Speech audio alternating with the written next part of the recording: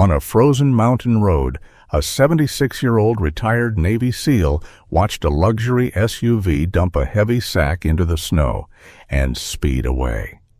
When Cormac Rayner cut the ropes open, he found a dying German Shepherd inside, drugged, wounded, and barely able to breathe. With almost no money left for food, medicine, or firewood, the old veteran spent everything he had to keep the dog alive. But when the dog finally recovered, one familiar name made him cry out, and led Cormac to a woman who had been lying unconscious for months.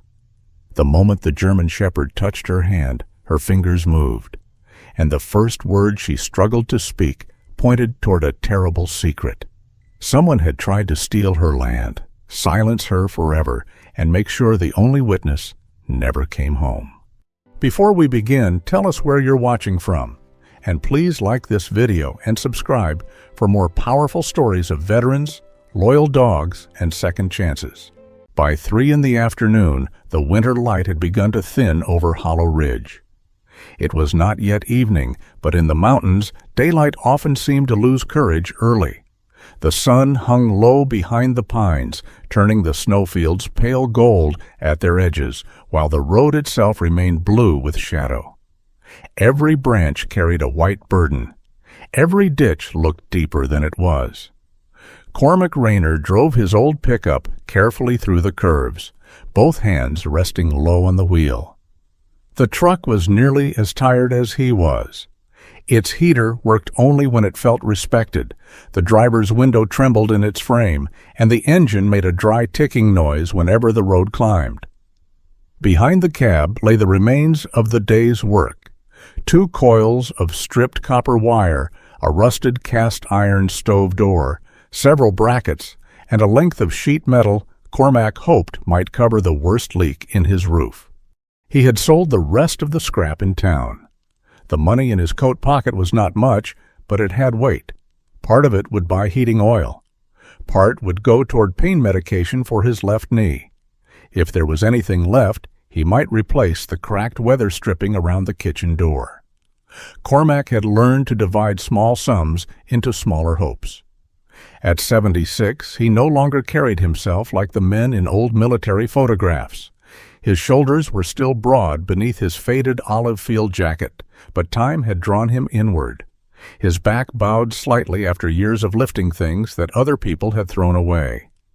Deep wrinkles crossed his forehead and ran from the corners of his hazel-gray eyes down into weathered cheeks. His short white hair, neat at the sides and naturally untidy on top, caught the weak light whenever he turned his head. On the left breast of his jacket, a worn patch read, U.S. Veteran. Cormac rarely noticed it anymore. Other people did. He rounded a bend where the road narrowed between a rock wall and a steep drainage ditch. That was when he saw the silver SUV ahead. It stood at an angle on the shoulder, expensive enough to look misplaced among the salt-stained trucks and logging vehicles that usually traveled Hollow Ridge. Its brake lights glowed against the snow. Cormac eased off the accelerator. A man stepped from the driver's side. He wore a dark winter coat and a black cap pulled low. The distance and falling light concealed his face, but not the urgency of his movements. He walked around to the rear, opened the hatch, and dragged out a large burlap sack. The sack struck the ground heavily. The man did not pause. He pulled it toward the ditch, shoved it down the snowy slope with one boot, then hurried back to the vehicle. Cormac slowed almost to a stop. The man looked toward him only once. Cormac caught no features, only the pale oval of a face above a raised collar. Then the hatch slammed. The SUV accelerated hard enough to throw dark slush across the shoulder. As it passed, Cormac saw the right rear light was cracked. A strip of red decal remained on the passenger door, though most of the design had been scraped away. Thick black mud had dried around the rear wheel well, darker than the clean mountain snow. Cormac watched the vehicle disappear around the next bend. He did not chase it. There had been a time when his first instinct would have been pursuit. That instinct still existed, buried beneath years and injury, but his body now told the truth, faster than pride did. His knee would not survive a crash on an icy road.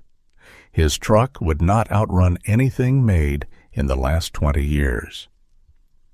He pulled onto the shoulder instead. For a few seconds, nothing moved. The pines stood silent. Fine snow drifted across the road like ash.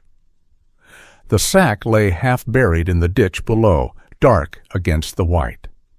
Cormac reached for his phone. The screen was cracked from one corner to the other. He dialed the sheriff's office and held it near the windshield, searching for a signal. One bar appeared. "This is Cormac Rayner," he said when the line connected. "Hollow Ridge Road, north side, about 2 miles past the old quarry turnoff. Silver SUV. Someone dumped—" The line hissed. "Large sack. Possible—" Silence. The call dropped. Cormac tried again. No signal. He looked down the slope. The sack moved. Not much. A tremor beneath the burlap, so faint that another man might have dismissed it as wind. Cormac did not. His hand went still around the phone. There were moments when the body understood before the mind allowed words. He had known such moments in distant places, in black water, in rooms where silence meant someone was listening from the other side. The movement came again. Cormac opened the door and stepped out. Cold struck through his trousers at once. His left knee stiffened as he descended the ditch, using the red-handled multi-tool from his belt to steady himself against the frozen brush. The sack smelled of wet rope, fuel, and something chemical. He crouched beside it. A low sound came from inside. Not a bark. Not quite a growl. Breath forcing its way through fear. "All right," Cormac said quietly. "I heard you." He did not know whether he was speaking to the animal or to the old part of himself that had already begun counting risks. The mouth of the sack had been tied with nylon cord. Cormac photographed it first, then the tire marks above, the drag line through the snow, and the surrounding ditch. His hands shook slightly from cold, but the images were clear enough. Only then did he cut the cord. The burlap fell open. Inside lay a German shepherd. The dog was male, full-grown, though starvation had hollowed the body beneath the wet coat. Black fur covered the back in a dark, uneven saddle, while deep copper gold showed along the chest and legs. One ear stood weakly. The other had a small triangular piece missing from its outer edge. The dog's neck had been bound. So had the front legs. Cormac saw the raw line beneath the fur and felt his anger arrive, not hot, but clean and cold. The dog opened his eyes. They were dark amber, clouded by exhaustion. Cormac reached toward the cord around the legs.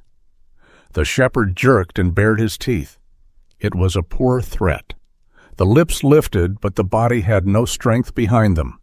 Cormac stopped. Fair enough. He lowered his hand and waited. The dog's breathing came shallow and uneven. A smell of machine oil clung to the fur, mixed with the sharp medicinal odor Cormac remembered from field hospitals and sedation kits. Something had been done to this animal before he was put inside the sack. That thought changed the shape of the moment. This was not simple cruelty. Someone had restrained the dog, drugged him, transported him, and chosen a road cold enough to finish what the drugs had started. Cormac looked up toward the curve where the SUV had vanished. The road was empty. He cut the leg binding slowly, speaking before every movement. When he slid one hand beneath the dog's chest, the shepherd recoiled and snapped weakly at the air. Cormac did not punish him for it. "Hands haven't been good news lately," he murmured. "I understand." The dog's head dropped back into the snow. Cormac removed the heavy canvas blanket from his truck and wrapped it around the animal. Lifting him was harder than expected. The shepherd should have weighed more, but even thinned by hunger, he was heavy enough to send pain through Cormac's knee and lower back. For one dangerous second, Cormac nearly lost his balance. The dog stirred against him. Cormac tightened his hold. "Neither of us gets to fall here." He climbed the ditch in short, deliberate steps. At the truck, the dog made one faint movement, pressing his nose against the front of Cormac's jacket. It was not gratitude. It may not even have been conscious, but Cormac felt the touch through the old fabric, directly beneath the faded veteran patch. He placed the shepherd across the passenger seat and turned the heater to its highest setting. The vents produced only lukewarm air. "Of course," Cormac muttered. The dog's uninjured ear twitched. It was the first sign that something inside him still noticed the world. Cormac left the sack, cut bindings, and surrounding snow untouched. He set a rusted stove bracket upright beside the ditch as a marker and drove toward town. He had gone less than 6 miles when the engine coughed. Then it died. The pickup rolled to a stop on the shoulder. Cormac closed his eyes. For one breath, anger rose, not at the truck, not even at the man in the SUV, but at the particular cruelty of being poor during an emergency. Machines did not care how badly they were needed. Money did not become more generous because something was dying beside you. The shepherd's breathing stuttered. Cormac called Orla Venn. She answered on the 4th ring. "If you've found another boiler," she said, "I'm not giving you more than 12 cents a pound." "Orla." His tone changed her immediately. "What happened?" "My truck's dead near the Mill Creek turnout. I've got a dog with me. He's in bad shape." There was a pause, not hesitation, calculation. "I'm coming." 20 minutes later, Orla's tow rig appeared through the snow, its amber roof light turning the roadside gold. She climbed down wearing her faded olive work coat, denim overalls, black rubber boots, and the burnt orange knit cap that made her visible from half a field away. At 69, Orla was short, round, and stronger than men who underestimated her. She opened the passenger door, saw the dog, and stopped talking. That silence was how Cormac knew she understood. Together they transferred the shepherd into the heated cab of the tow truck. Orla hooked up Cormac's pickup while he sat beside the animal, one hand resting on the seat, not touching, only near enough to be found. Dr. Tamsin Keller met them at the clinic entrance. She had the square, practical face of someone who had spent decades receiving bad news without wasting time on surprise. Her dark auburn hair was cut to her jaw, and a thin scar crossed her right eyebrow. She wore a deep green veterinary jacket over a cream sweater, the sleeves already rolled twice. "What happened?" "Dumped in a sack," Cormac said. Tamsin looked at the dog once. "Bring him in." The clinic filled with controlled movement, warm towels, oxygen, fluids, clippers cutting wet fur from the neck. Tamsin took blood, urine, and hair samples before medication could alter the results. "Severe hypothermia," she said, "dehydration, malnutrition, trauma to the right rear leg. The neck wound is from restraint." "Drugged?" "I think so. We'll send the samples." Deputy Leah Sutter arrived before dark. She was lean, dark-haired, and composed, wearing a brown winter uniform jacket dusted with snow. She listened without interrupting while Cormac described the SUV, the damaged light, the red decal, and the mud around the rear wheel. She collected his photographs and arranged for the roadside evidence to be secured. "This may be an animal cruelty case," Leah said. "Maybe more. Right now, I won't guess." Cormac respected her for that. At the reception counter, the estimate exceeded the money in his pocket. He placed the folded bills down anyway. "That was for fuel and firewood," Orla said quietly. "I know." Cormac later called the second-hand dealer in town and agreed to sell his old dive watch, the one object he had kept from his years near the sea. He did not tell himself it was a sacrifice. That word would have made the choice feel noble, and there was nothing noble about choosing which living thing got warmth. Tamsin used the clinic's rescue fund for the remaining treatment. Near midnight, she came into the waiting room holding a small plastic evidence bag. Inside lay a scratched metal fragment removed from beneath the dog's damaged collar. Only 4 letters remained readable: NDER. "Could be part of a name," Tamsin said. Cormac looked through the recovery room glass. The German Shepherd lay beneath warming blankets, tubes running to one front leg. For a moment Cormac thought he was asleep. Then the amber eyes opened. They found Cormac across the room.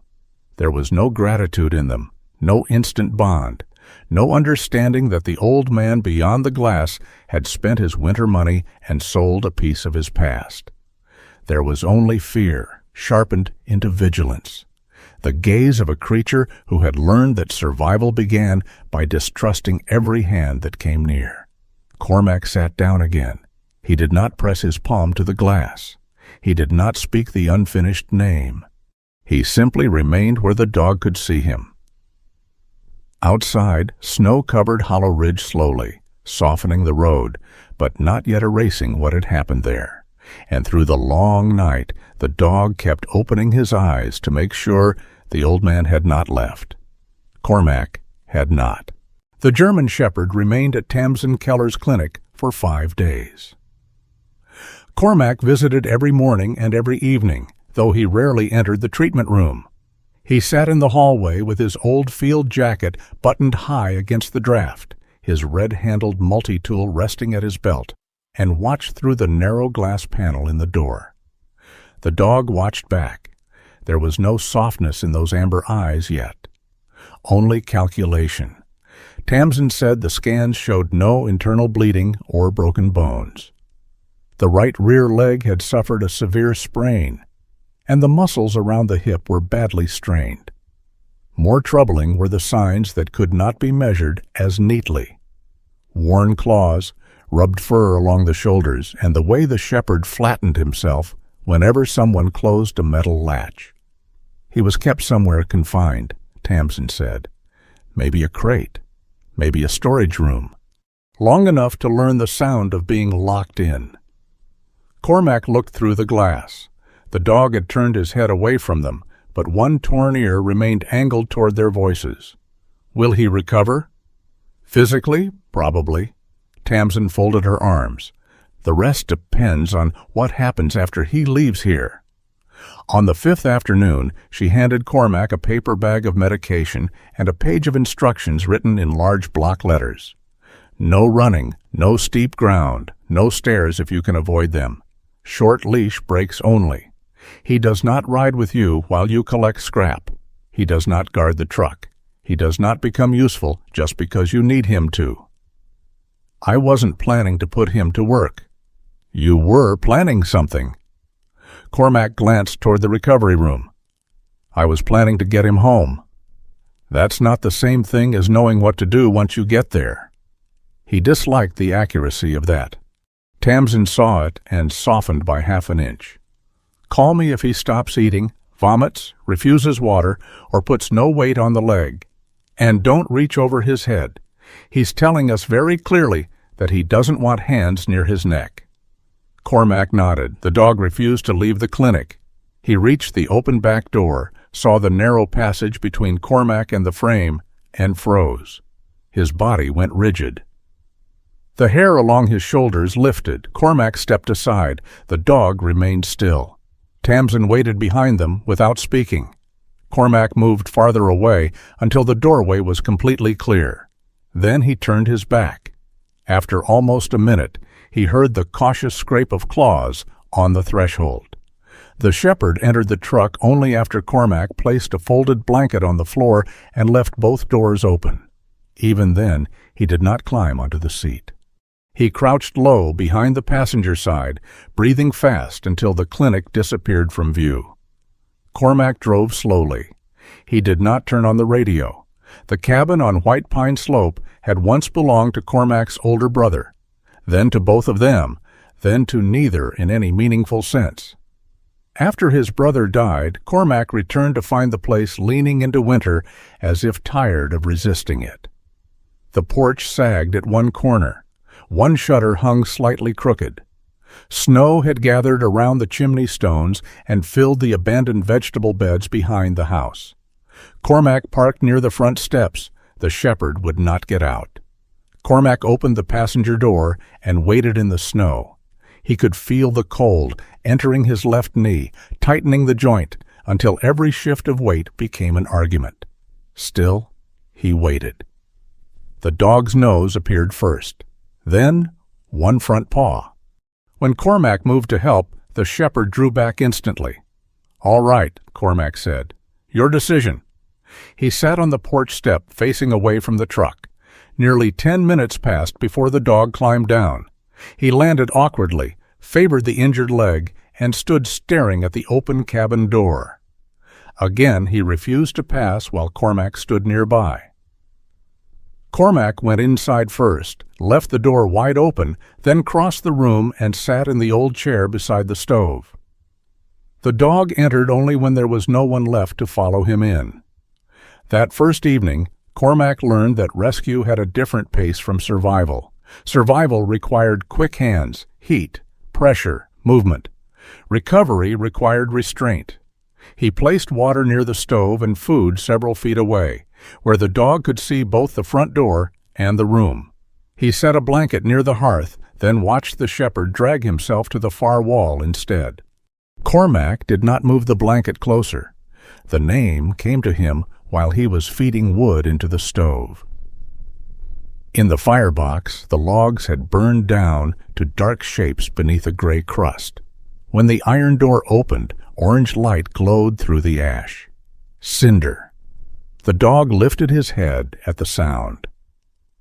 "Not a claim," Cormac said. "Just something to call you until we know better." Cinder blinked once, unimpressed. For the first 3 days, he ate only when Cormac left the room. Cormac learned this by accident. He placed a bowl down in the morning and sat at the table, pretending not to watch.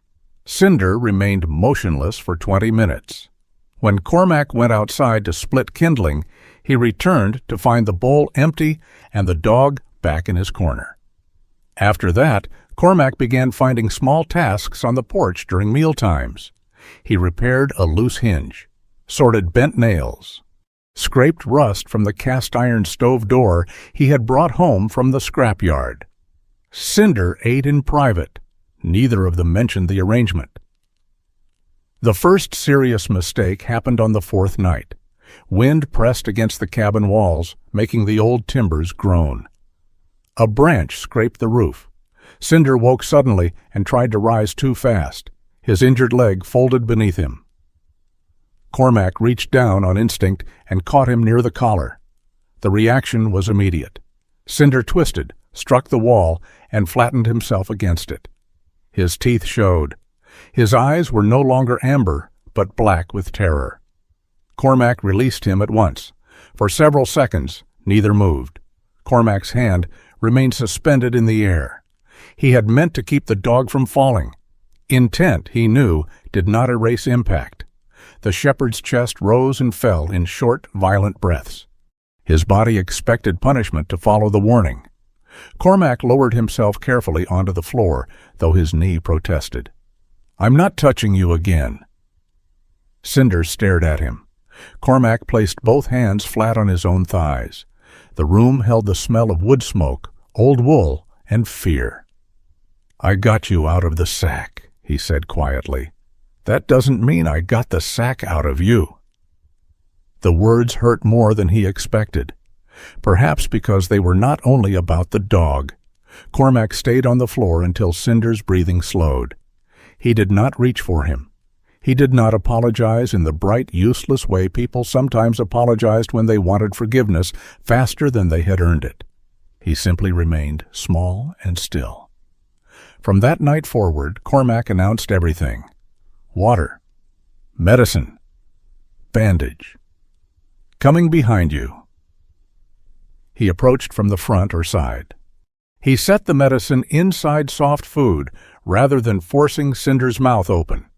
If the dog backed away, Cormac stopped. Progress became almost invisible.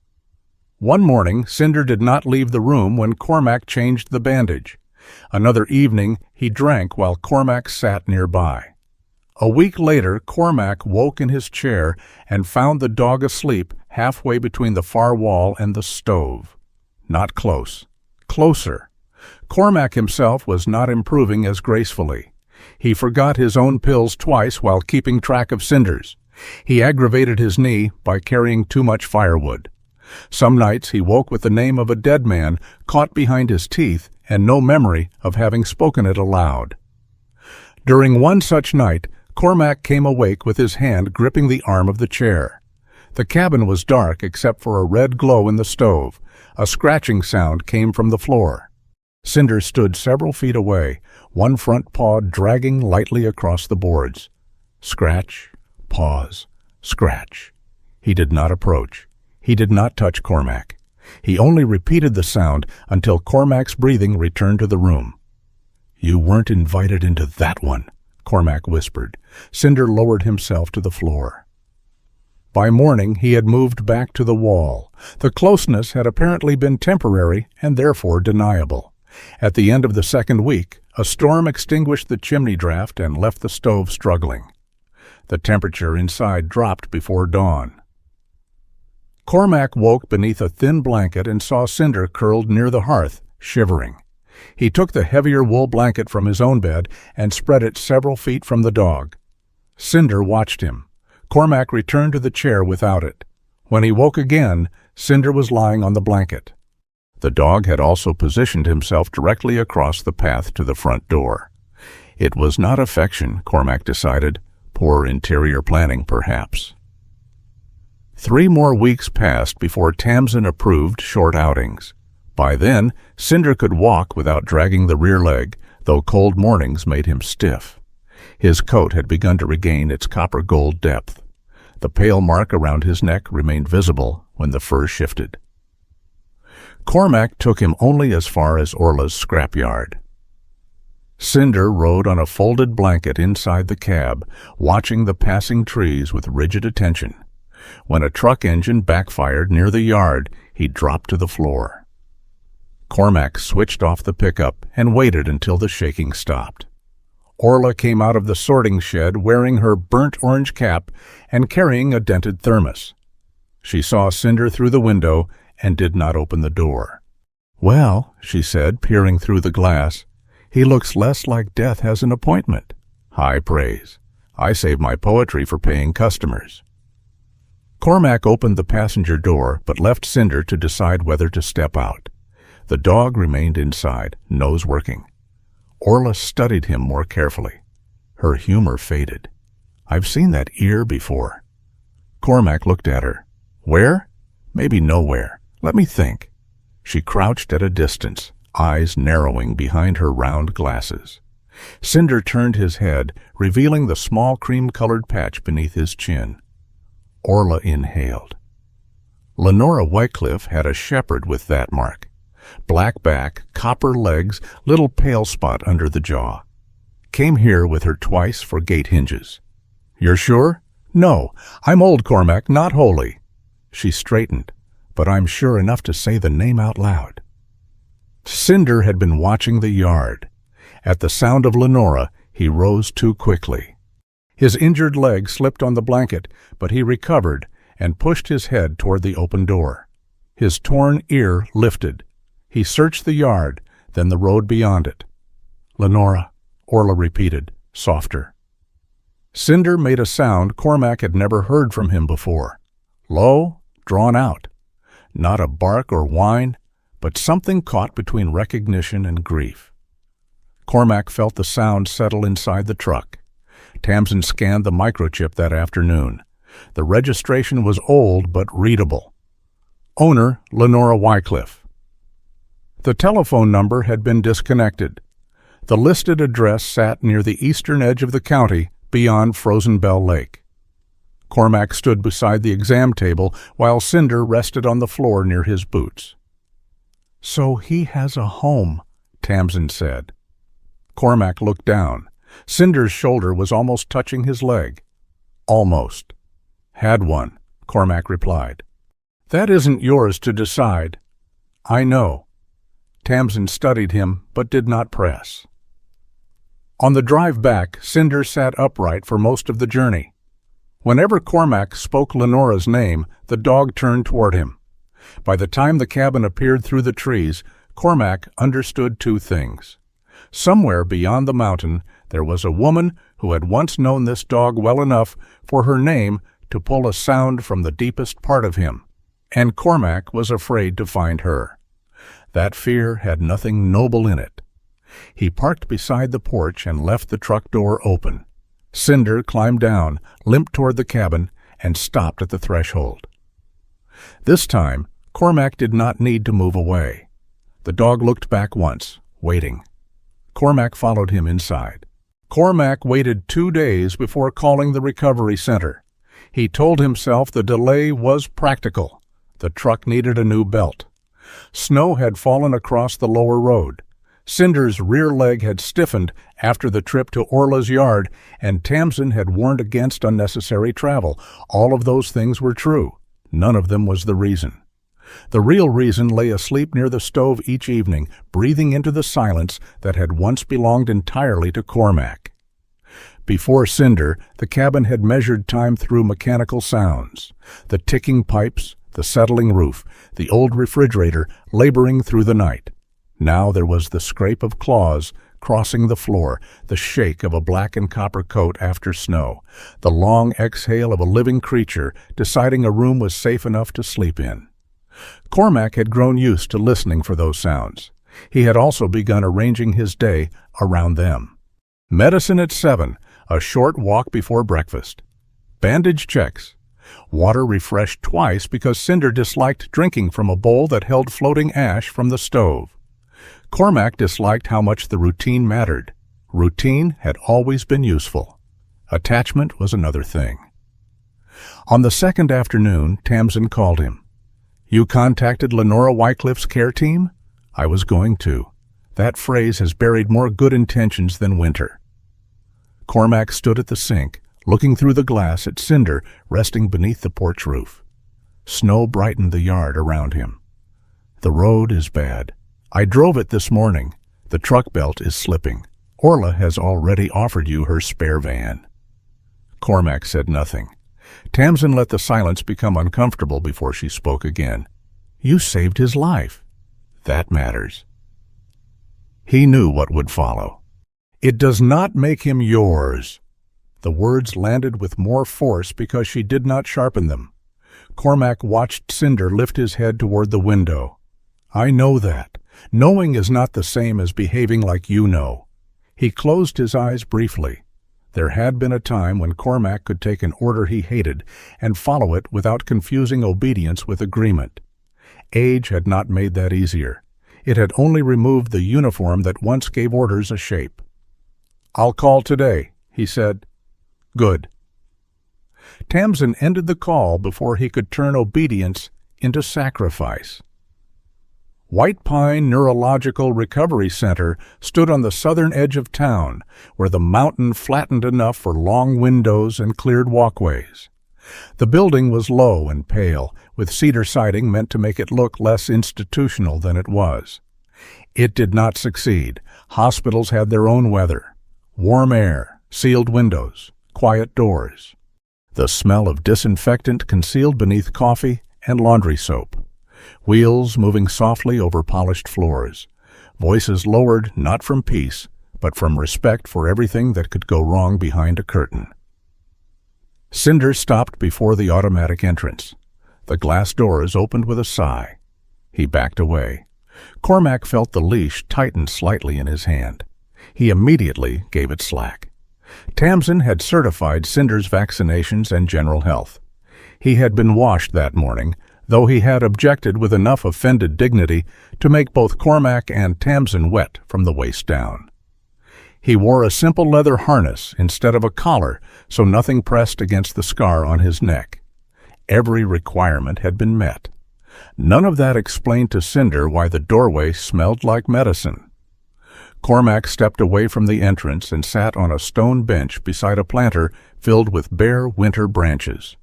"We don't have to go in," he said. Cinder stared at the opening doors. People passed them. An older man with a walker. a nurse carrying a paper cup, a woman in a gray coat who glanced at the dog and smiled, then wisely kept walking. Cormac did not coax. After several minutes, a woman came through the lobby toward them. She was tall and narrow, perhaps nearing 60, with silver-gray hair cut into a precise bob beneath her ears. Copper-framed glasses rested low on a serious face. She wore a pale blue shirt beneath a short white coat, and she carried a laminated alphabet board under one arm. "Mr. Rayner," Cormac stood. "Dr. Miriam Holt." Her handshake was brief, neither warm nor cold. "I oversee Mrs. Wycliffe's neurological rehabilitation. Dr. Keller sent the records." Miriam looked at Cinder without bending toward him. "That is Cinder? We think so." "The microchip thinks so." Cormac noticed the correction. Miriam noticed that he noticed. "Mrs. Wycliffe is not in a coma," she said.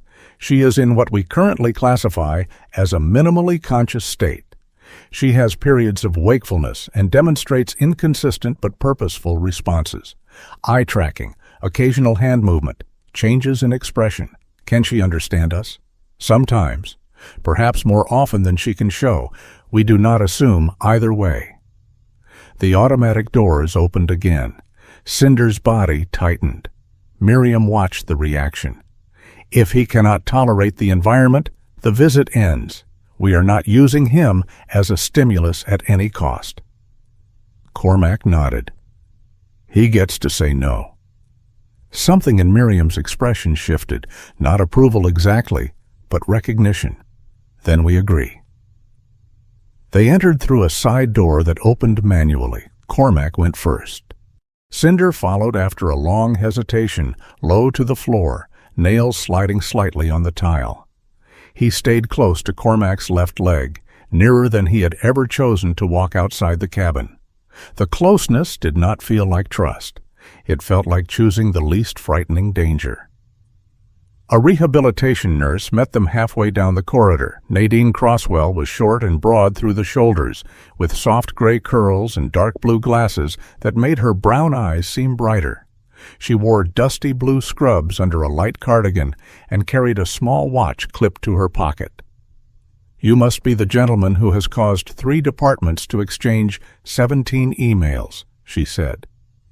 Cormac glanced at Miriam. "I only counted 14. Miriam replied. Nadine looked at Cinder. "And you must be the reason." She did not touch him. Instead, she turned sideways and led them down a quieter corridor. "Lenora's in the private therapy room," she said. "Fewer machines, more space. We'll keep the first session short." The room had one large window facing a courtyard buried under snow. Lenora Wycliffe lay in a hospital bed angled toward the light. Cormac had prepared himself for age, frailty, and stillness.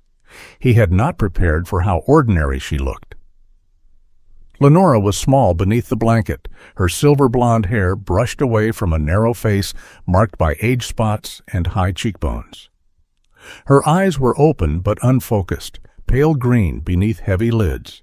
One hand rested near her hip, the other lay palm down on the blanket.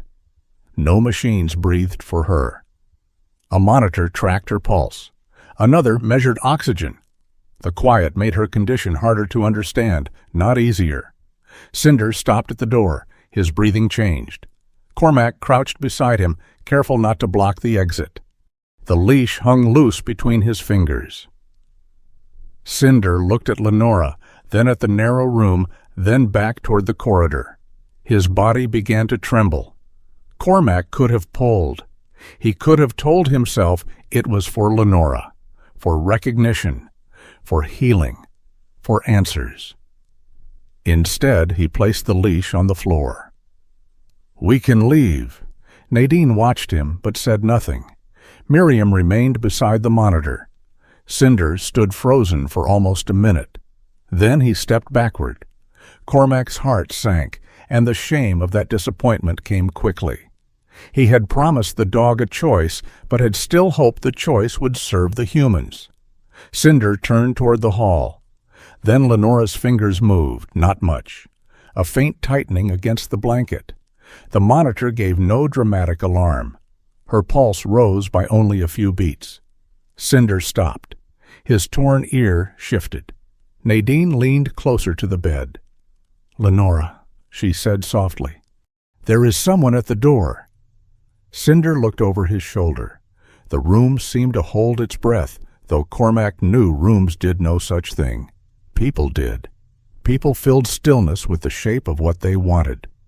Cinder took one step forward, then another. No one praised him. No one called his name. He crossed the room with his body low, sniffing the air as if searching through layers of soap, fabric, skin, and time. At the bedside, he stopped beyond Lenora's reach. Her eyes moved. The change was small but unmistakable. The pale gaze shifted from the window toward the dark shape beside the bed. Cinder's chest gave a shallow shudder.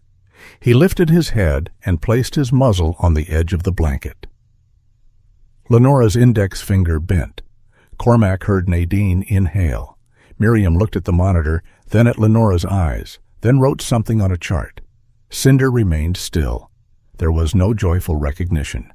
No sudden return from darkness. He did not lick Lenora's hand or climb toward her. He looked frightened.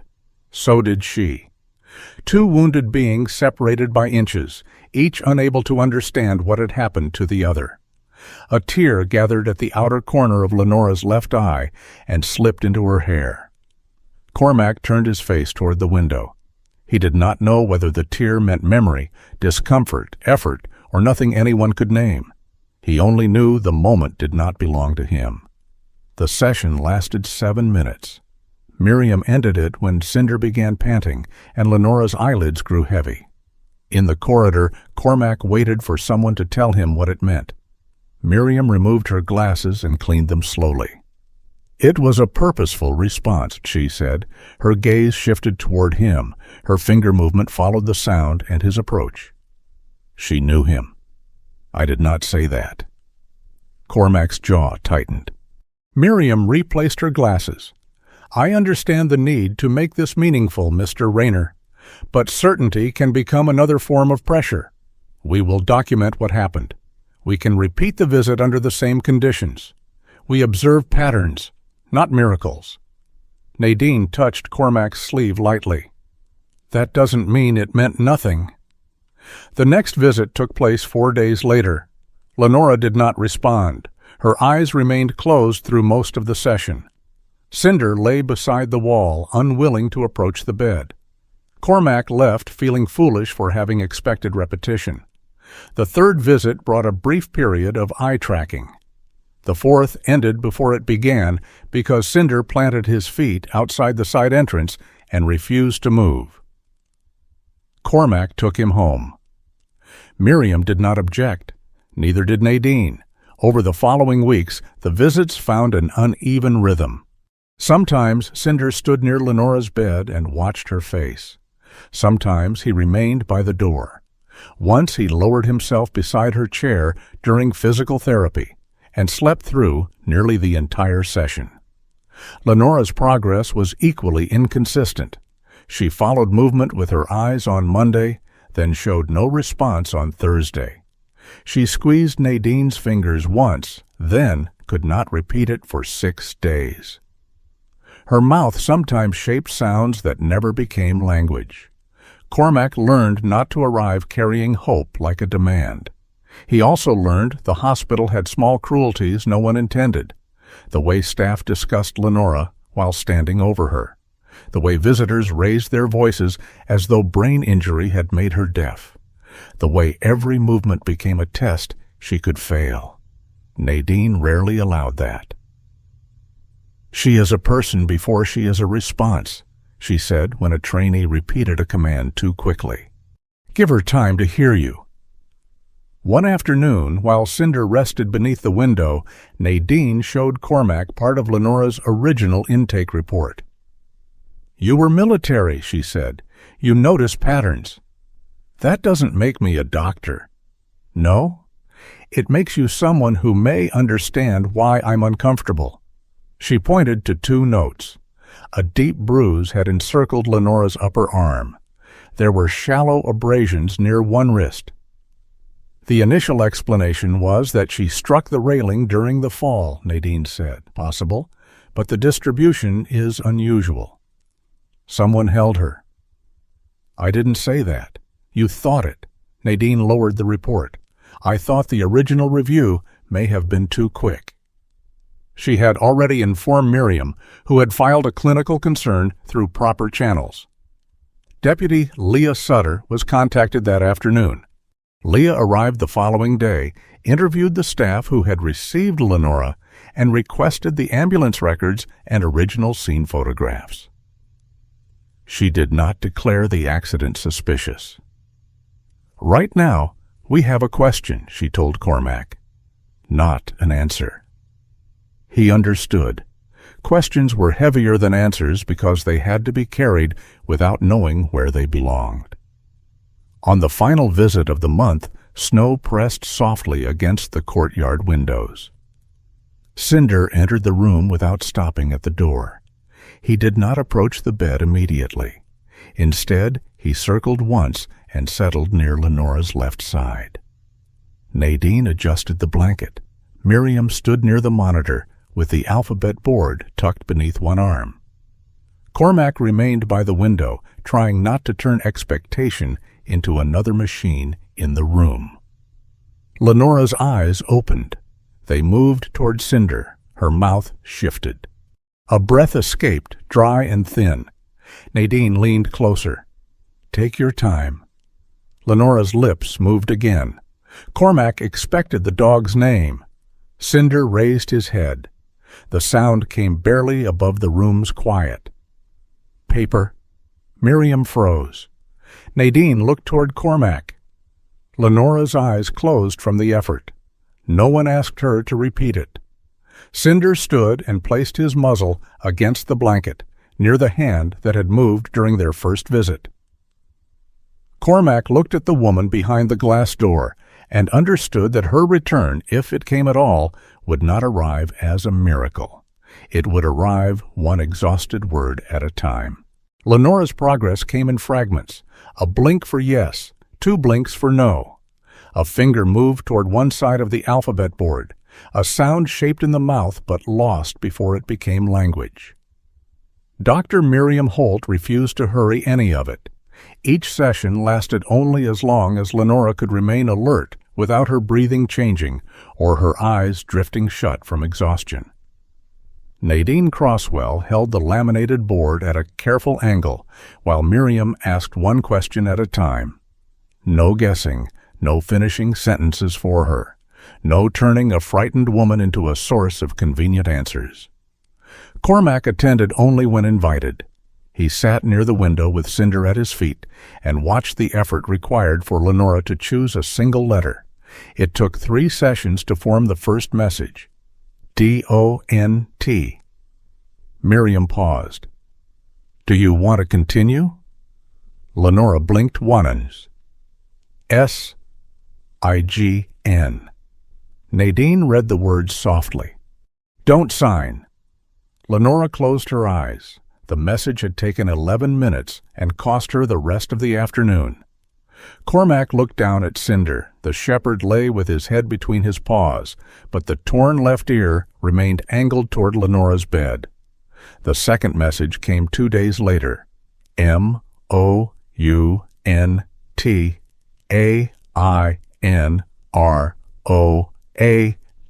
Mountain Road. Miriam wrote both phrases in Lenora's chart exactly as they had been given, without interpretation. Cormac carried them home anyway. Don't sign. Mountain Road. The words followed him through the cabin, sat beside him, while he repaired a cracked shovel handle and remained awake after the fire had gone low. He knew better than to build certainty out of fragments. Still, the mind disliked empty spaces. It filled them, whether invited or not. Deputy Leah Sutter did not share his impatience. She brought the new information to Sheriff Malcolm Dyer, who reopened the original incident file for formal review. Malcolm was a broad, heavy-built man with iron-gray hair and a short beard kept neater than the rest of him. His brown sheriff's coat always looked slightly too warm indoors, and a burgundy scarf remained looped at his neck even in the office. People mistook his slow manner for indecision until they realized he was simply unwilling to speak before he had separated fact from noise. The emergency call had been placed by Lenora's nearest neighbor, Vaughn Reddick. According to his statement, Vaughn had gone to Lenora's house shortly after sunrise to discuss snow removal along the shared boundary. He found the front door unlocked and Lenora unconscious at the foot of the stairs. Nothing in the original report had challenged that version. There had been no broken window, no forced entry, and no witness who placed another person inside the house. Lenora lived alone.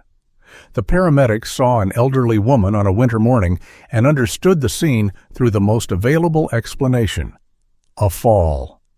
An accident. Bad luck arriving quietly. Vaughn had behaved like a concerned neighbor ever since. He sent flowers to the recovery center every Friday, white lilies at first, then pale roses after Nadine mentioned that the lilies made another patient cough. He told local people that Lenora deserved proper care and that keeping an isolated mountain property no longer served her best interests. The words sounded humane. That was why they worked. Cormac first saw Vaughn in person outside the recovery center. A charcoal gray sedan waited under the covered entrance, while a tall man in a long wool coat spoke to the receptionist through the open door. Vaughn's silver-brown hair was combed back carefully, and his black gloves remained on despite the mild afternoon.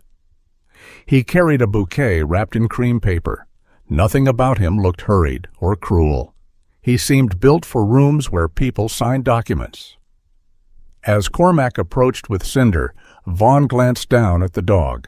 The reaction lasted less than a second. His hand tightened around the flower stems. Then his expression settled into polite concern. That must be Lenora's shepherd. Cormac stopped several feet away. You knew him? Everyone near Frozen Bell knew Cinder. Vaughn smiled faintly. We assumed he'd run off after the accident. Frightened animals do strange things. Cinder stood behind Cormac's leg, watching. Vaughn did not attempt to touch him. That restraint might have passed for wisdom if Cormac had not noticed how quickly the man's eyes moved toward the parking lot, then back to the entrance. You found him? Vaughn asked.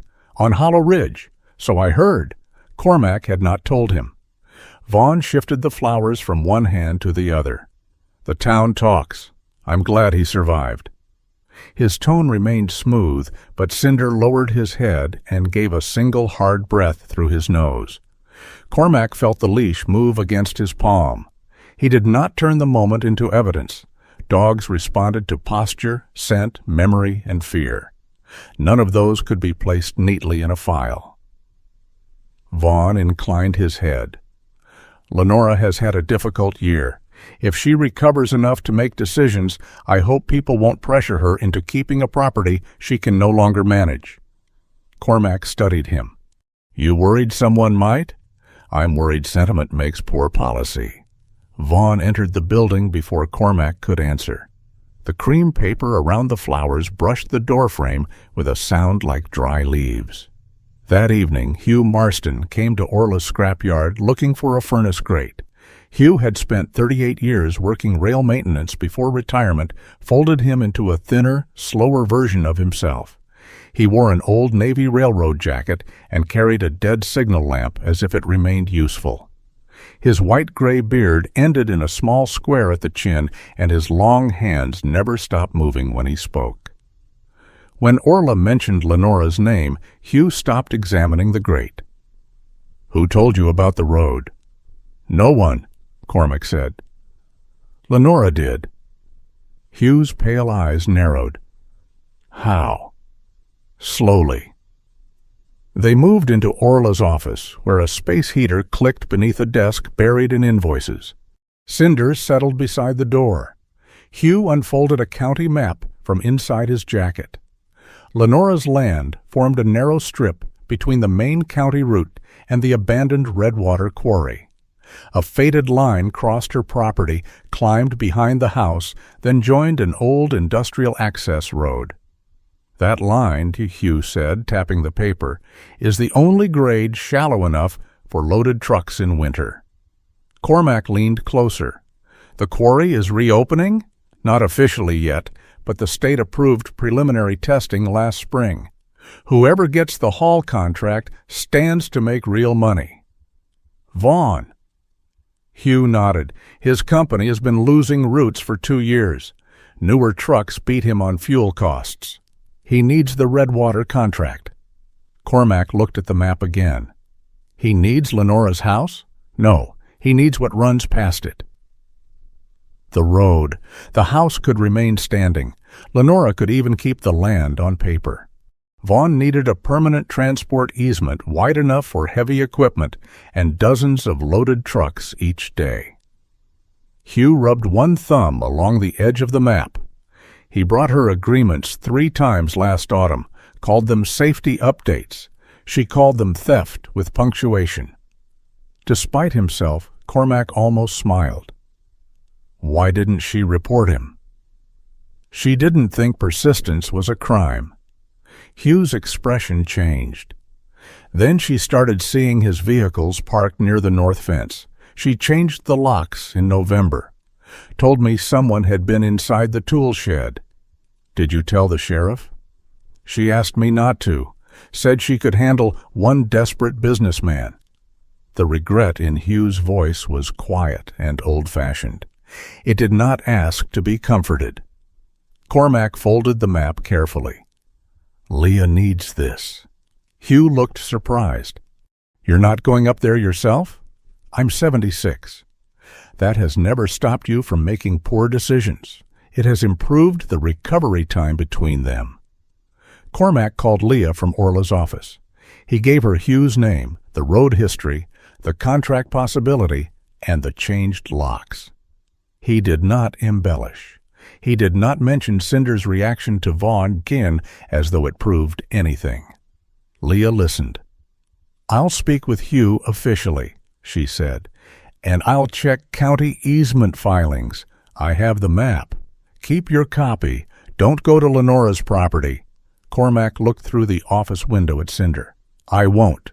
He meant it. For the next week, he returned to his ordinary work. He collected rusted pipes from a closed orchard shed, repaired Orla's portable heater with parts from 3 machines that had each failed differently, drove Cinder to the recovery center twice. He spoke to people because he always had, not because he was pretending not to investigate.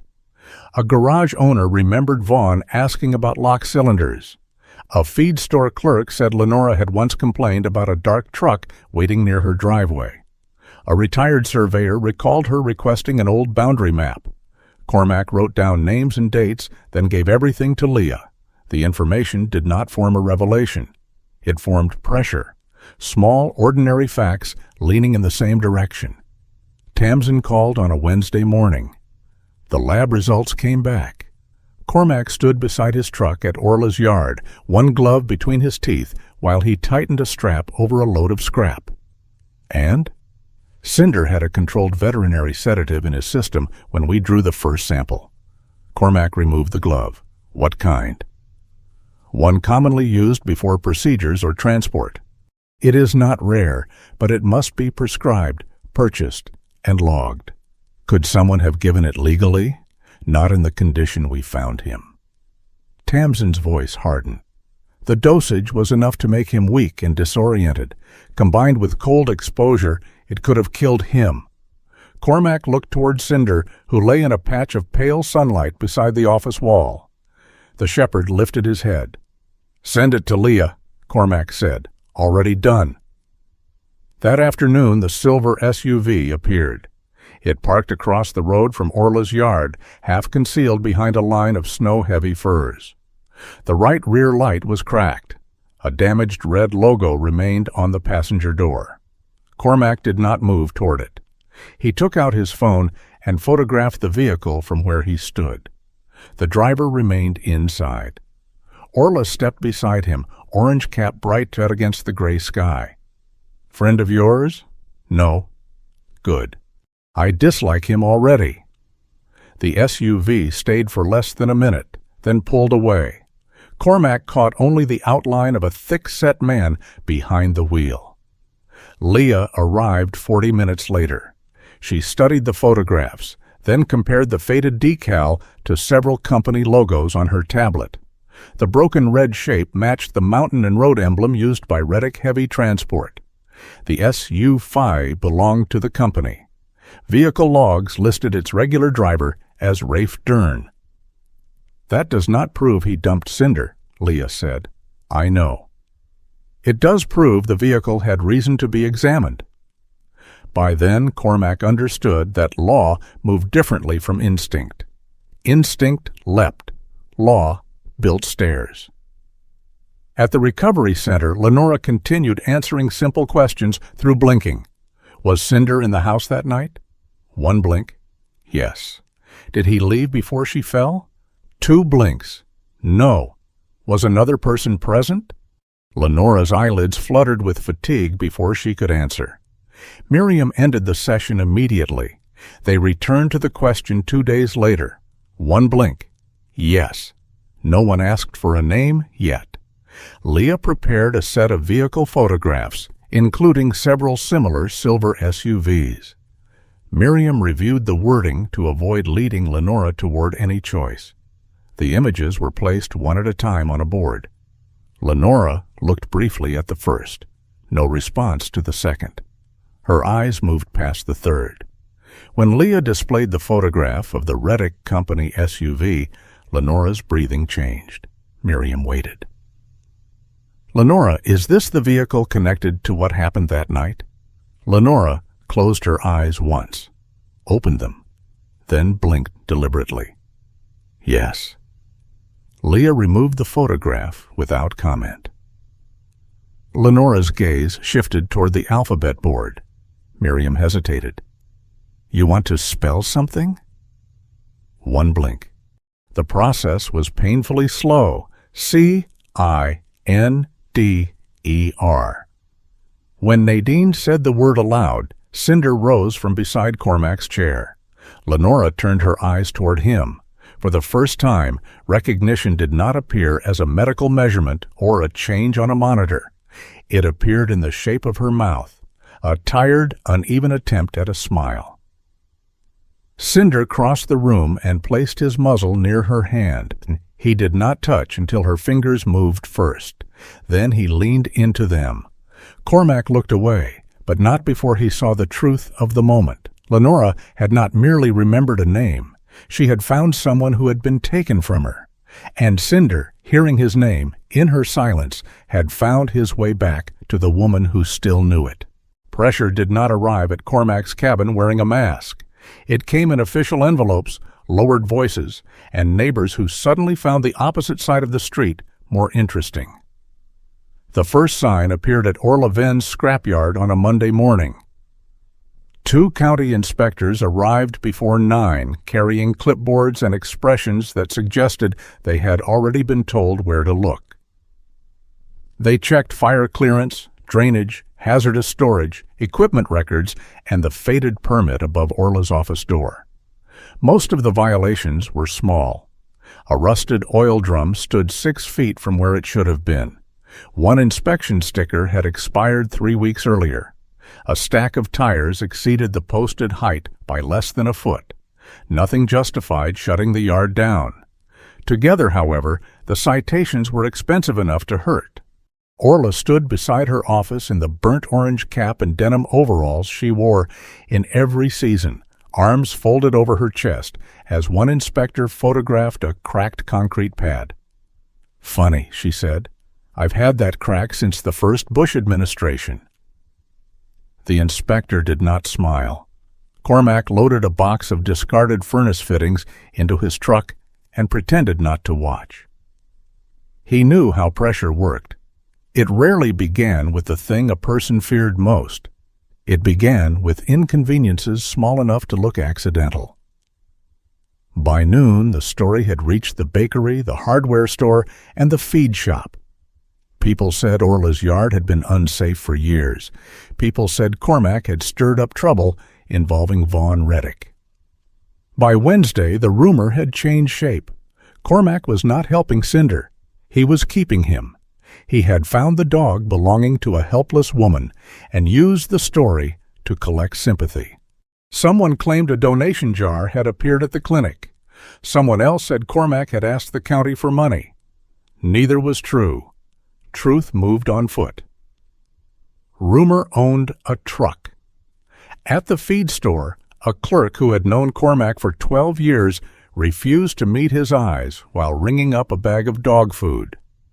Two men near the seed shelves lowered their voices as he passed. He heard one sentence clearly.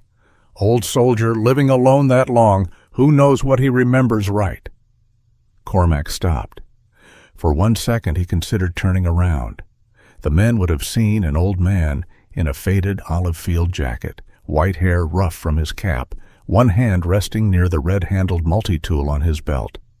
They might also have seen the part of him that had once crossed rooms before other men had finished deciding whether danger was real. Cormac kept walking. Outside, Cinder waited beside the truck. The shepherd had become uneasy again. The first sign was the engines. A delivery van started near the loading dock, and Cinder dropped low as if the sound had struck him. That evening, he refused to climb into the cab. Cormac sat on the running board for 20 minutes before Cinder finally approached. At night, the dog scratched at the front door and paced between the window and the stove. Nothing stood outside. Still, Cormac checked twice. By the third night, Cinder had stopped sleeping deeply. The tension in the town had entered the cabin with them. Cormac disliked that most. He could endure other people's suspicion. He had spent enough years being misunderstood by men with cleaner boots and louder opinions. But Cinder did not understand rumors. He understood tone, posture, sudden movements, and the way Cormac's jaw tightened each time another vehicle slowed near the house. One evening, while Cinder paced near the window, Cormac realized he had been gripping the edge of the table hard enough to whiten his knuckles. He forced his hand open. "Not your job," he told the dog. Cinder looked at him. Cormac was no longer certain which of them he meant. The confrontation happened at Bell's service station 2 days later. Cormac had stopped for fuel after a hospital visit. Cinder remained outside the cab on a loose lead while Cormac checked the oil level beneath the hood. A black sedan rolled into the next pump.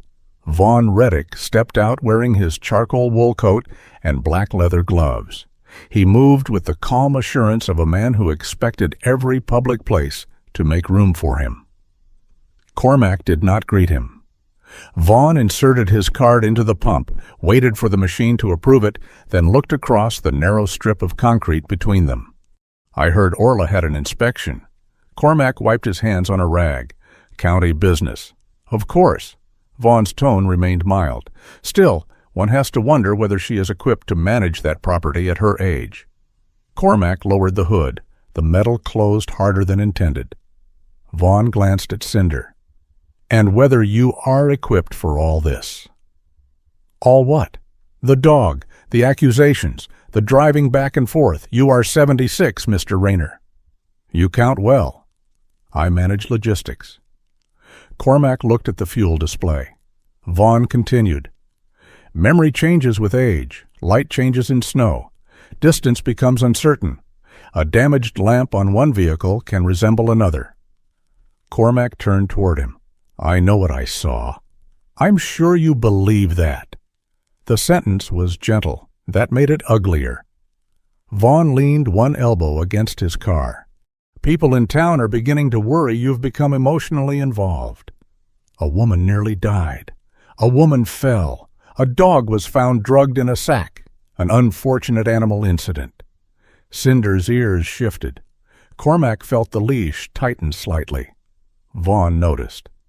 "Lenora was always stubborn about that property. She mistook isolation for independence. Now she has people around her feeding fear into a damaged mind." Cormac's voice dropped. "Be careful." "With what?" The next sentence, Vaughn smiled. It was not a broad smile, just the slight lift of one corner of his mouth, the expression of a man pleased that another person had finally stepped onto ground he had prepared. Lenora needs professional care, not a lonely veteran encouraging fantasies. And that dog, his eyes moved toward Cinder, is an old nuisance with bad nerves. Cormac stepped forward. The movement came before thought, not fast. He was no longer fast, but something in his body aligned with an older memory. Distance, angle, balance, the soft area below a man's ribs, the vulnerable point where jaw met neck. Vaughn saw it. For the first time, the confidence left his face. Cormac's right hand closed. His injured knee hurt. His lungs felt cold. None of it mattered. He knew exactly how much damage he could still do before age reclaimed him. Then Cinder moved. The shepherd did not lunge at Vaughn. He pushed between the two men and pressed hard against Cormac's legs. His body shook. His head stayed low. The pale scar around his neck showed beneath the fur. A thin sound escaped him, not a growl, but a breath caught behind fear. Cormac looked down. Cinder was not defending him. He was afraid of him. The raised voice, the closed fist, the forward movement. Cormac had become, for one instant, the shape of every man the dog had learned to fear.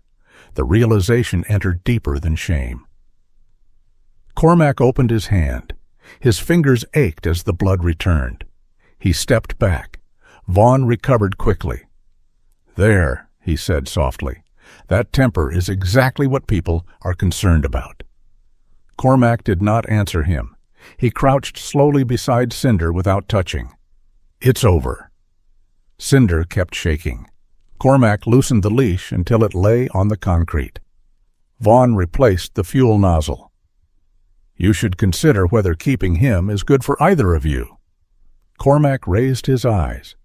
The anger remained, but it had changed form. It no longer wanted Vaughn's pain. It wanted time, evidence, and a door that could not be talked open by a man in an expensive coat. "Leave," Cormac said. Vaughn looked at him for another second, then drove away. Cormac remained at the station until Cinder's breathing slowed.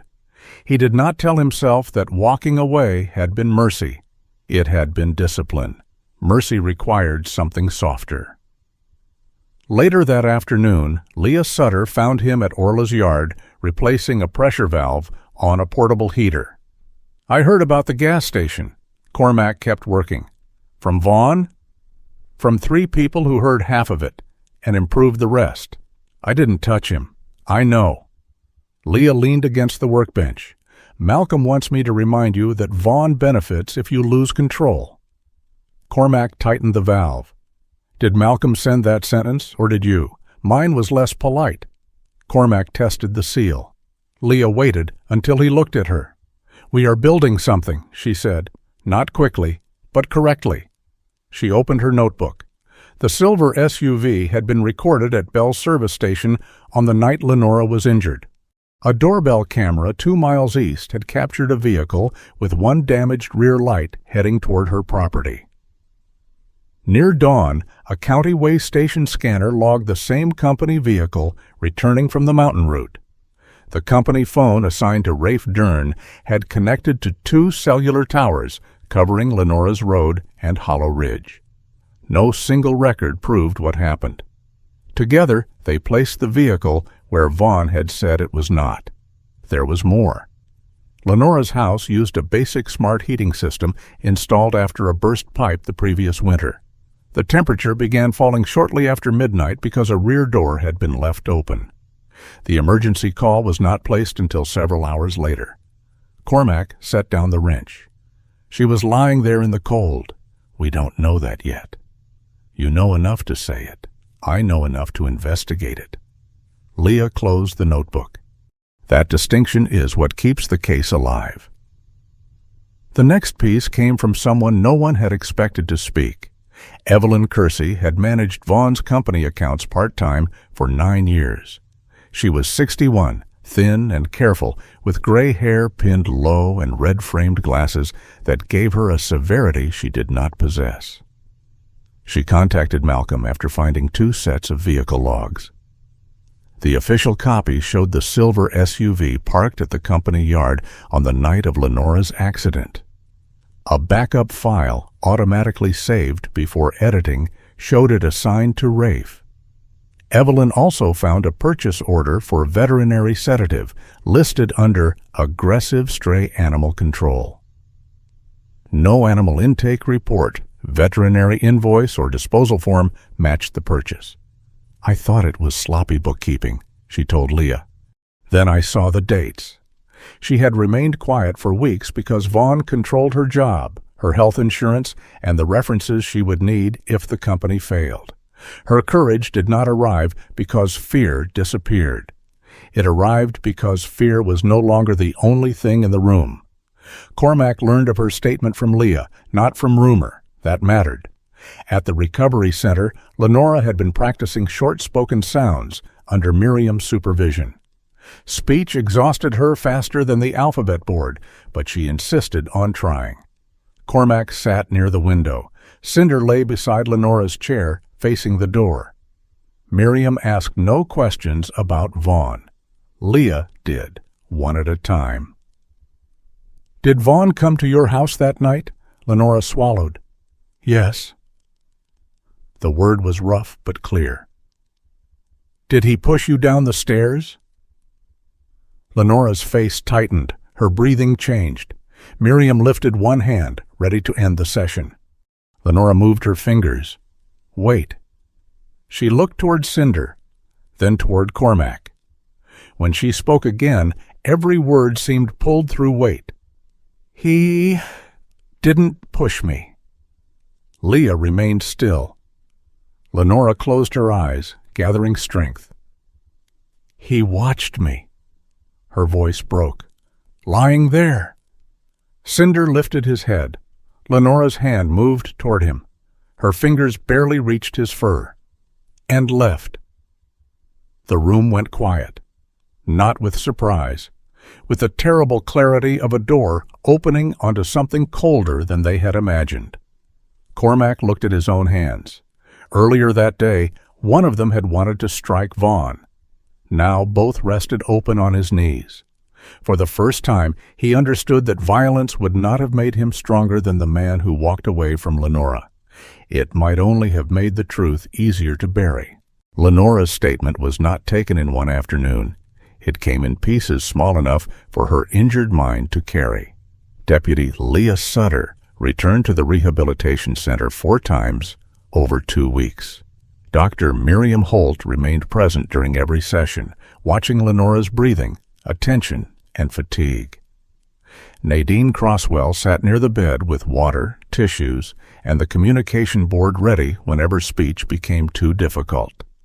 No one asked the same question 3 different ways. No one supplied missing words. When Lenora lost the thread of an answer, Leah stopped rather than dragging her toward the version everyone expected. Cormac was not allowed in the room during the formal interviews. He understood why. He waited in the courtyard corridor with Cinder, listening to the muted winter sounds beyond the glass. Maintenance workers cleared snow from the paths. A delivery truck reversed somewhere behind the building. Every few minutes, Cinder lifted his torn ear toward Lenora's door. Cormac had once believed waiting was a passive thing. He knew better now. Waiting could require more discipline than action. It meant allowing other people to handle what mattered. It meant resisting the urge to fill silence with certainty. It meant trusting a woman still learning how to shape sentences to tell her own story in her own time. After the second session, Miriam came out carrying her copper-framed glasses in one hand. "She understands the questions," she said. "Her memory is incomplete in places, but the sequence is becoming consistent." "Is that enough? For treatment? Yes. For court? That is not my decision." Leah followed with her yellow notebook closed against her coat. "We don't need her memory to do all the work," she said. "We need it to tell us where to look." The truth did not arrive like a confession under bright lights. It came like ice breaking along the edge of a lake, one narrow fracture joining another until the surface could no longer pretend to be whole. Vaughn Reddick had arrived at Lenora's house shortly after 8 in the evening. He brought a revised transport agreement and a bottle of wine she had not asked for. He told her the new document protected her from liability and guaranteed maintenance of the mountain road. Lenora had already read an earlier version. She knew it granted Reddick Heavy Transport permanent access across her land, permission to widen the old road, and authority to install barriers that would effectively divide her property. She refused. Vaughn did not shout at first. He spoke about practical realities, about age, about winter, about the danger of living alone. He reminded her that one fall could change everything, never imagining that the sentence would soon become a prophecy he helped fulfill. When Lenora reached for her phone to call Hugh Marston and ask him to witness the conversation, Vaughn took it from her. Cinder rose from beside the stove. The shepherd moved between them, growling low. Vaughn swung one arm to push him away. Cinder caught the sleeve of his coat and tore the fabric without breaking the skin beneath. That was when Vaughn stopped pretending the visit was polite. He dragged Cinder into the rear storage room, slammed the door, and slid the exterior bolt into place. At this part of the statement, Lenora had closed her eyes. Miriam asked whether she wanted to stop. Lenora had lifted one finger. No. Vaughn returned to the kitchen and gathered the agreement from the table. Lenora reached for it. He held it away from her and stepped toward the stairs. She followed. Her balance had been poor even before the injury. One foot slipped near the edge of the first step. She caught Vaughn's sleeve, but he pulled away. Lenora fell backward. She struck the railing, then the lower steps, and came to rest on the floor below. Vaughn did not push her. The distinction mattered. It did not make him innocent. Lenora remained conscious. She could not move her left side properly, but she saw him standing above her. She asked him to call an ambulance. He looked at her. Then he walked away. The first time Leah repeated that part to Cormac, she used no dramatic language. He left her there. Cormac stood beside the courtyard window, one hand resting on the brass rescue whistle beneath his shirt. "For how long?" "We're still confirming." The answer came from the house. The smart thermostat recorded a sharp temperature drop at 8:47 p.m. when the rear door was opened and left ajar. The temperature continued falling for more than 5 hours. The emergency call was placed at 2:19 in the morning. During those hours, Vaughn moved through the house. Lenora remembered hearing drawers opening above her, cabinet doors, footsteps crossing the hall. He took the memory card from the video doorbell. He gathered property maps, correspondence from the quarry company, and a folder containing the unsigned transport agreement. Then he called Rafe Dern. Rafe was brought in for questioning after Leah and Malcolm obtained a warrant for the silver SUV and the company's digital records. He appeared smaller, without the truck yard around him. The man was 43, thick through the shoulders, with a square face reddened by weather and shame. His stained, rust-colored work coat smelled faintly of diesel. A round burn scar marked his left wrist. The metal truck-shaped key ring at his belt made a small sound every time his knee bounced. For nearly an hour, he denied touching Cinder. Then Leah placed photographs of the SUV's interior on the table. Black and copper fur had been recovered from the rear cargo carpet. One seat carried deep claw marks. A dark stain near the door tested as canine blood. Rafe looked at the photographs for a long time. Vaughn said the dog had attacked Mrs. Wycliffe, he finally said. "Did you believe him?" Leah asked. "I wanted to." That answer told the truth more clearly than denial. Rafe said Vaughn called shortly after 10. He ordered him to bring the SUV to Lenora's house and transport Cinder to a boarding facility across the state line. There was no appointment at any boarding facility. There was no paperwork. When Rafe found Cinder locked in the storage room, the dog was frantic, bleeding slightly at the mouth from biting at the door and too dangerous to handle safely. Rafe contacted a company maintenance supervisor who kept veterinary sedative for stray dogs found near remote work sites. The drug had been purchased under vague company expenses and stored without proper oversight. Rafe injected Cinder. He then tied the dog's legs, placed him in a burlap equipment sack, and loaded him into the SUV. "Why the sack?" Leah asked. Rafe stared at the table. "So he wouldn't get fur everywhere." The answer was so ordinary that it became monstrous. On Hollow Ridge, Cinder began waking. He tore through part of the sack and clawed the seat. Rafe panicked. He was afraid of being bitten, afraid of wrecking the vehicle, and increasingly afraid that whatever Vaughn had asked him to do was no longer something he could call routine work. He did not take Cinder to safety. He pushed the sack into the snow. Then he drove away. "I thought someone might find him," he said. Leah's face did not change. "You chose a mountain road during freezing weather." Rafe lowered his head. "I know." "No," Leah said. "You know now." His cooperation did not erase what he had done. Malcolm made that clear. Rafe was not transformed into a secret good man trapped by circumstances. He was a frightened man who repeatedly chose obedience over conscience until the consequences became too large to ignore. He began cooperating only after Vaughn's attorney suggested the driver had acted alone. That betrayal broke the final piece of Rafe's loyalty. Once he spoke, the remaining evidence found its place. The phone records showed calls between Vaughn and Rafe during the missing hours. Text messages recovered from a company backup included Vaughn's instruction, "Take the dog somewhere far enough that it doesn't come back." The revised vehicle logs tried to place the SUV at the yard.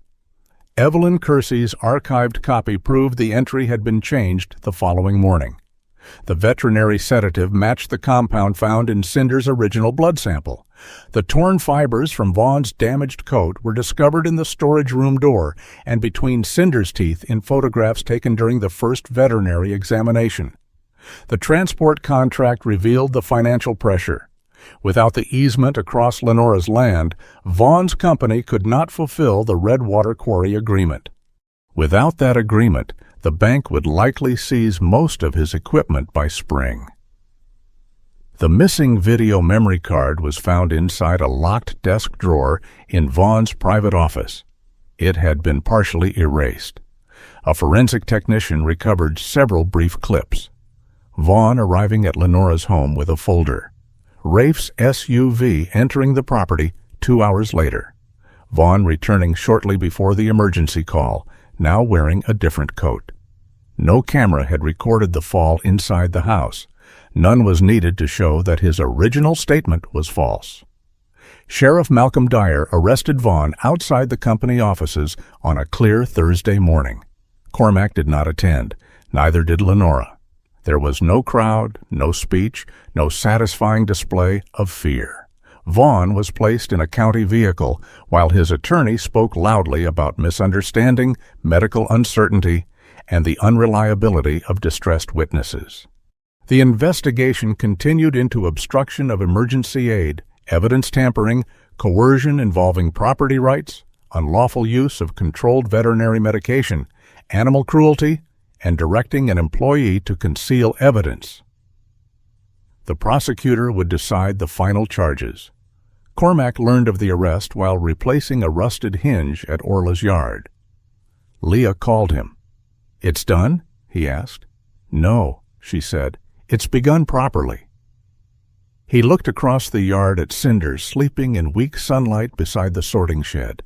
That answer felt truer than victory. The harder conversation came 3 days later. Lenora had moved from her hospital bed to a high-backed therapy chair near the window.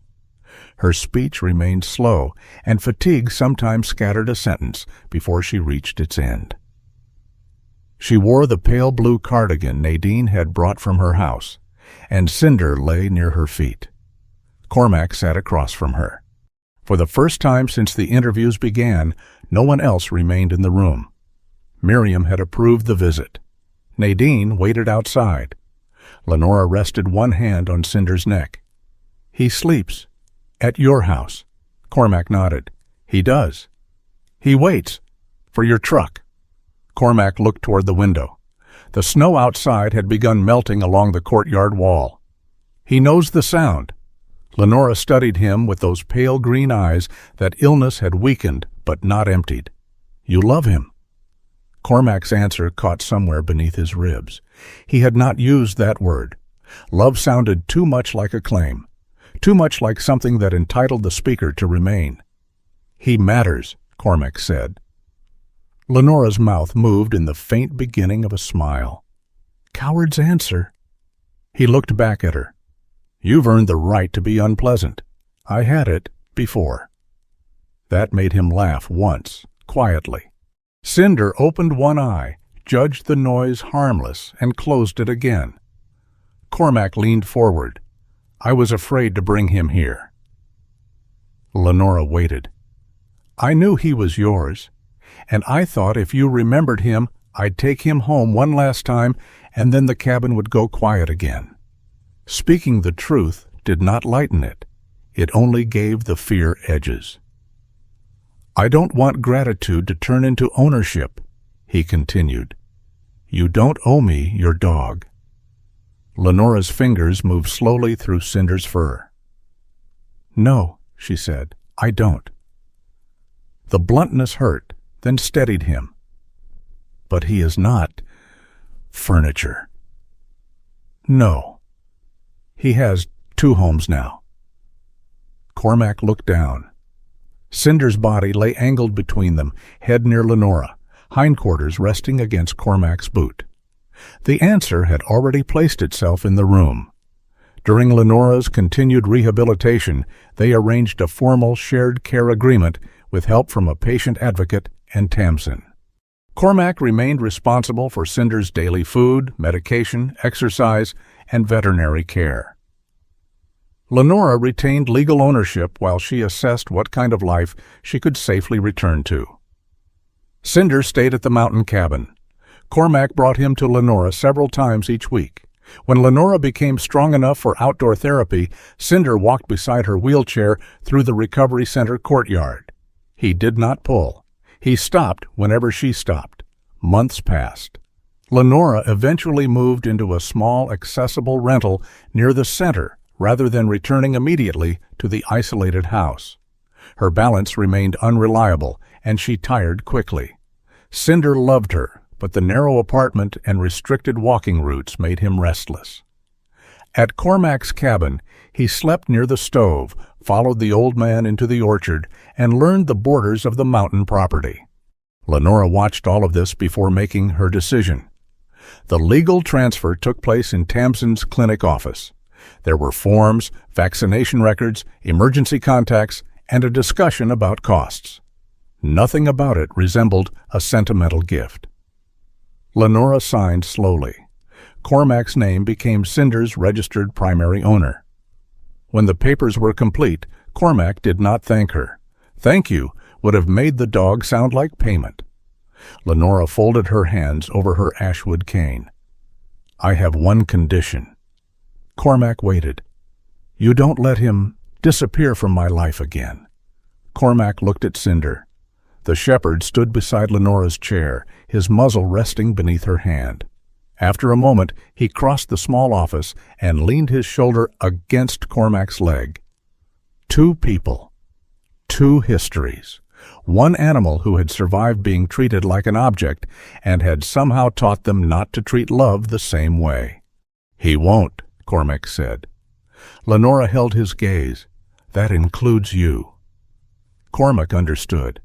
The condition was not only that he bring Cinder back, it was that he return with him. For most of his life, Cormac had believed promises were proven by how much a man could endure alone. He reached down, not toward Cinder's neck, but with his open hand where the dog could see it. Cinder touched his nose twice against Cormac's wrist. "I'll come back," Cormac said. This time, He was speaking to both of them. White Pine Basin did not become kinder simply because Vaughn Reddick was gone. For several weeks after his arrest, the town seemed divided by an invisible line. Some people crossed it to apologize to Lenora. Others stood on the far side and spoke about lost jobs, stalled contracts, and machinery that would now sit idle through spring.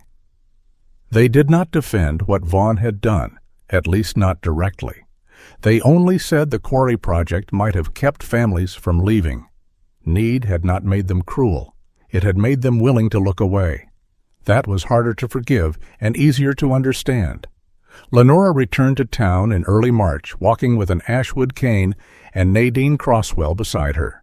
Her steps were careful, each one placed with attention. She spoke slowly and sometimes lost a word halfway through a sentence.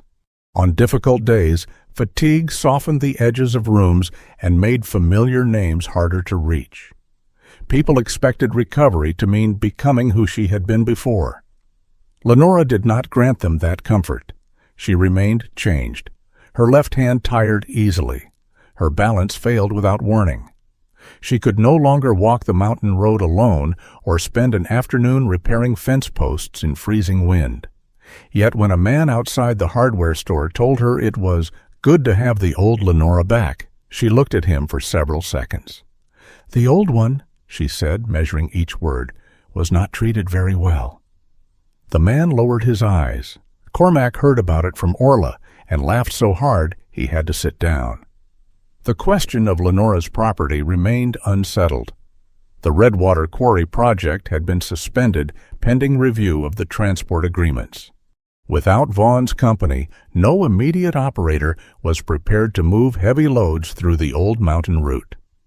For the first time in months, Lenora's land was not being discussed only in terms of what could be extracted from it. She proposed something smaller. An unused equipment barn stood near the lower boundary of her property, where the county road met the old access lane. It had a concrete floor, a sound roof, and enough room for emergency supplies, portable heaters, folding beds, and animal crates.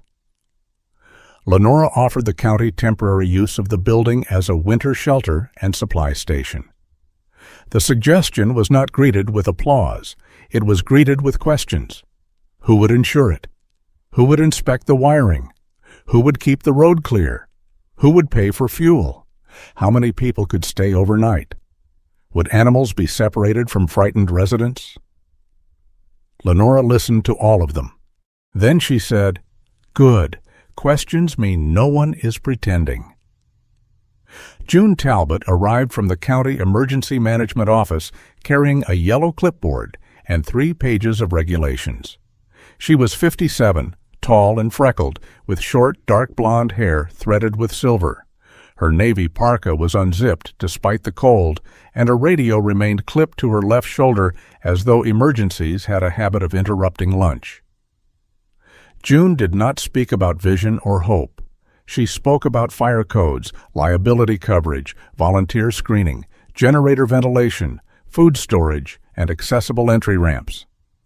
Cormac liked her immediately, not because she was warm, because she made the idea difficult enough to become real. The barn needed more work than Lenora remembered. 2 windows were cracked. The western wall leaked near the foundation. An old winch rail ran through the ceiling, but one support bracket had rusted nearly through. Hugh Marston examined it from below with his dead railroad lamp hanging at his belt. "That bracket will hold," he announced. Cormac looked up. "For what?" "Moderate use. It's holding half a roof." "Then avoid immoderate weather." Cormac replaced it the next morning. The work gathered people slowly. Orla donated 2 cast iron studs, several lengths of pipe, and enough mismatched metal to make the barn look as though it had been repaired by 3 different decades. Tamsin arranged monthly veterinary clinics in one enclosed corner. Nadine created a list of older residents living alone beyond the main plow routes and trained volunteers to check on them before storms rather than after. Evelyn Kersey built a simple accounting system for donations and fuel use. She insisted on keeping paper copies of everything. "Digital records are efficient," she said, adjusting her red-framed glasses, "until someone edits them." No one argued. Rafe Dern appeared under the terms of court-supervised community service. He came in the same rust-colored work coat, though it had been washed enough to reveal patches where the oil would never leave. His truck-shaped key ring still clicked when he walked. The first time Cinder saw him, the shepherd froze. The fur rose along his back, his rear leg tightened. A low breath escaped through his nose. Rafe stopped 20 feet away. He did not apologize. Perhaps he understood that apologies could become another demand placed on the injured. June assigned him to repair drainage along the far side of the barn, where he would not need to approach Cinder or Lenora. Rafe worked in silence. Cormac did not forgive him. He also did not sabotage the man's chance to do something other than harm. Some days that was the closest justice came to grace. The barn took shape over 6 weeks. A generator arrived from the county warehouse. Radios were installed near the entrance. Folding cots were stacked against one wall. Dry food, bottled water, blankets, batteries, and pet supplies filled labeled shelves. Above the main door, Lenora refused every grand name the committee proposed. White Pine Hope Center sounded too sentimental. Mountain Mercy Station sounded like a church fundraiser. Rainer Wycliffe Emergency Shelter made both Cormac and Lenora threaten to leave the meeting. In the end, June wrote the simplest option on the paperwork: Lower Ridge Winter Station. Cormac built the sign from a plank taken off an abandoned apple shed. He left the old nail holes visible. "You could have filled those," Hugh said. "They're not structural. That has never stopped people from improving appearances." Cormac ran one rough hand over the wood. "They belong there." By late March, his days had changed without becoming easier. He still woke before sunrise because the cold found his knee before light did. He still counted medication tablets at the kitchen table and calculated whether the truck could make 2 supply runs before needing fuel. The roof still leaked during thaw. The retirement check remained small. Purpose had not repaired poverty. It had only given the struggle a direction. Cormac continued collecting scrap, but he sorted it differently now. Usable heater coils went into one pile, bed frames into another. Copper wire was stripped and tested before being sold. Old stoves were opened, cleaned, and rebuilt if the fireboxes remained sound. He began carrying a notebook beside his red-handled multi-tool. Inside were addresses. A widower near Birch Hollow whose furnace failed twice every winter. A woman beyond the East Ridge who required refrigerated medication. A retired logger with poor hearing who often missed emergency radio warnings. Cormac used the habits of his military years in a way that no longer involved targets. Routes, supplies, weather windows, fallback plans. Who had a spare key? Who might refuse help out of pride? Who owned a dog too large for the county transport van? Cinder accompanied him when the roads were clear and the distances short. The shepherd had recovered most of his strength, though cold weather still stiffened the right rear leg. He no longer dropped to the truck floor at every engine sound, but unfamiliar vehicles made him hesitate. Cormac never lifted him into the cab. He opened the door and waited. Sometimes Cinder entered, sometimes he did not. On the days he stayed behind, Lenora sat with him during therapy exercises in her accessible rental near town. Her bond with him had changed. Before the accident, she had been the center of Cinder's world. Now she was one of 2 places where he rested without listening for danger. At first, the loss inside that truth hurt her. Then she began to see what remained. Cinder still placed his muzzle beneath her hand when speech tired her. He still recognized the green wool scarf she had worn for years. He still walked beside her cane at exactly the pace she could manage. But when Cormac's truck sounded outside, his torn ear rose. Lenora never pretended not to notice. One afternoon, after physical therapy, Cormac found them seated together on the building's back patio. Cinder lay between Lenora's chair and the open gate. "He heard you," Lenora said. "Truck needs a muffler." "No, he heard you." Cormac sat beside her. Cinder shifted until one shoulder touched Lenora's boot and the other rested against Cormac's leg. Neither person commented on the arrangement.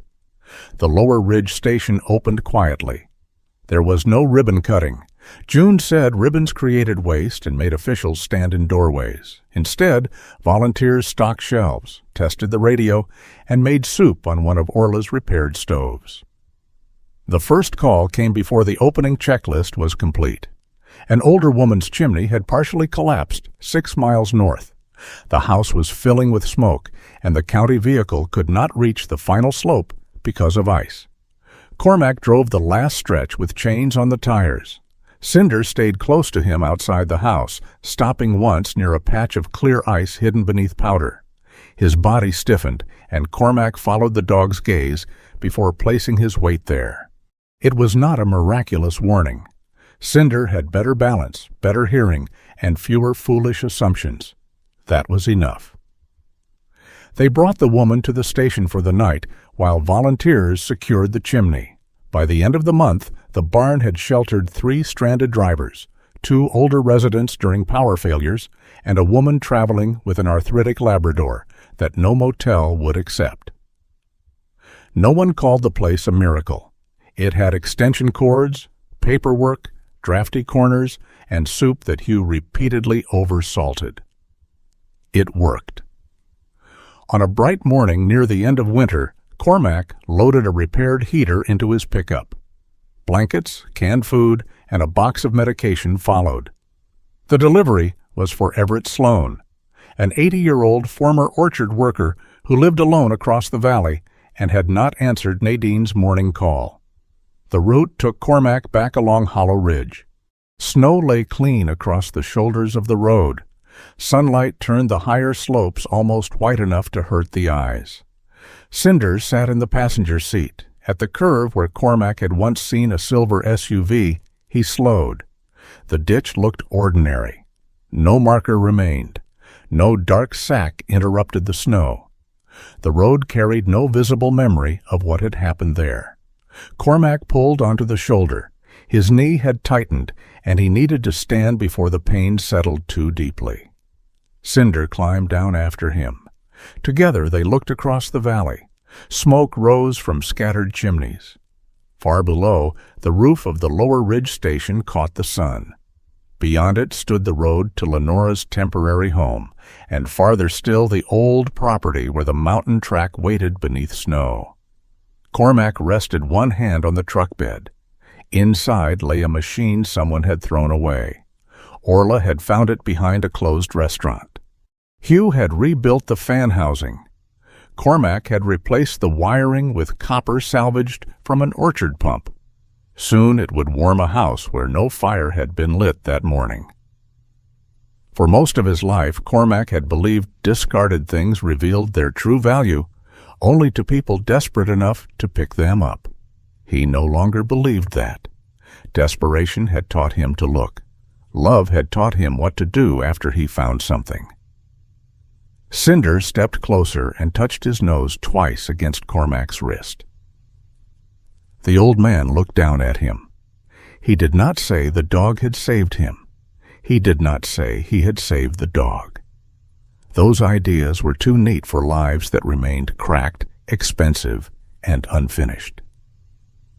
Cormac opened the passenger door. "We still have someone waiting." Cinder placed his front paws inside, paused, then climbed into the cab. Cormac returned behind the wheel. The old truck continued along the white road, carrying a repaired heater toward a cold house where a man had not yet been forgotten. Behind them, Hollow Ridge curved out of sight. Ahead, somewhere beyond the next line of pines, a chimney waited for smoke. Sometimes the greatest act of courage is not fighting back, but refusing to walk away. Cormac could not repair every broken life in White Pine Basin. He could not erase Lenora's injuries or remove every fear from Cinder's heart, but he could stop, listen, and choose not to leave them behind. Perhaps that is where grace often begins, not in grand miracles, but in the quiet decision to care when it would be easier to keep driving. If this story reminded you of someone who once stopped for you, share your thoughts in the comments. And subscribe for more stories about loyalty, courage, and the lives that still matter when the world has stopped looking. May God give you the strength to notice who is waiting beside your road and the heart not to pass them by. Oh, just you and the heart